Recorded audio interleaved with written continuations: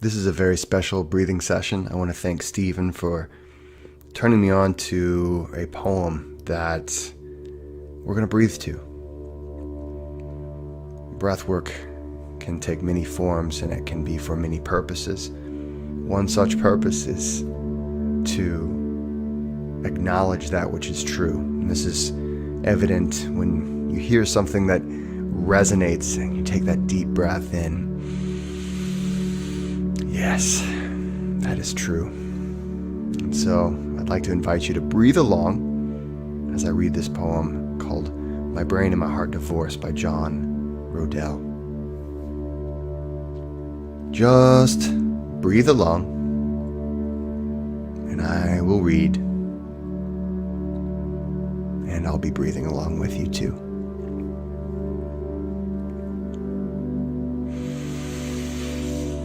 My brain and my heart divorced a decade ago over who was to blame about how big of a mess I've become. Eventually, they couldn't be in the same room with each other. Now my head and my heart share custody of me. I stay with my brain during the week, and my heart gets me on the weekends. They never speak to one another. Instead, they give me the same note to pass to each other every week. And their notes they send to one another always say the same thing. This is all your fault. On Sundays, my heart complains about my head and how it's let me down in the past. And on Wednesdays, my head lists all the times my heart has screwed up for me in the future.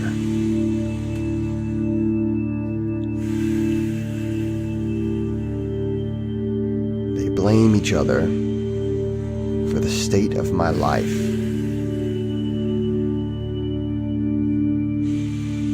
There's been a lot of yelling and crying. So lately I've been spending a lot of my time with my gut, who serves as my unofficial therapist.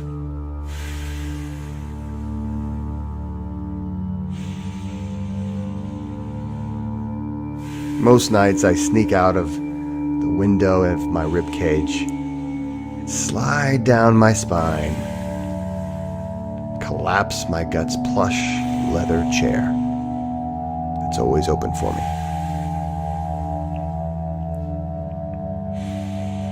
And I just sit,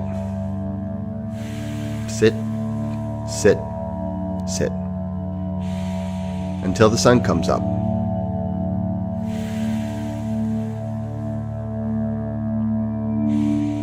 Last evening,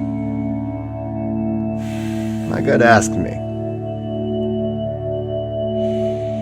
if I was having a hard time being caught between my heart and my head. I nodded.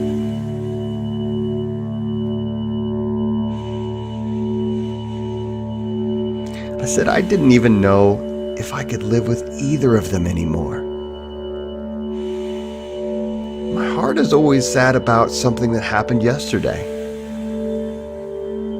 Well, my head is always worried about something that may happen tomorrow, I lamented. My gut squeezed my hand. I just can't live with my mistakes of the past, or my anxiety about the future, I sighed. My gut smiled and said, "In that case, you should go stay with your lungs for a while." I was confused. The look on my face gave it away. If you are exhausted about your heart's obsession with the fixed past and your mind's focused on an uncertain future, your lungs are the perfect place for you. There is no yesterday in your lungs. There's no tomorrow there either. There's only now. There's only inhale. There's only exhale. There's only this moment. There's only breath. And in that breath, you can rest while your heart and your head work out their relationship. This morning, while my brain was busy reading tea leaves, my heart was staring at old photographs, I packed a little bag and walked to the door of my lungs. Before I could even knock, she opened the door with a smile. And as a gust of air embraced me, she said, "What took you so long?"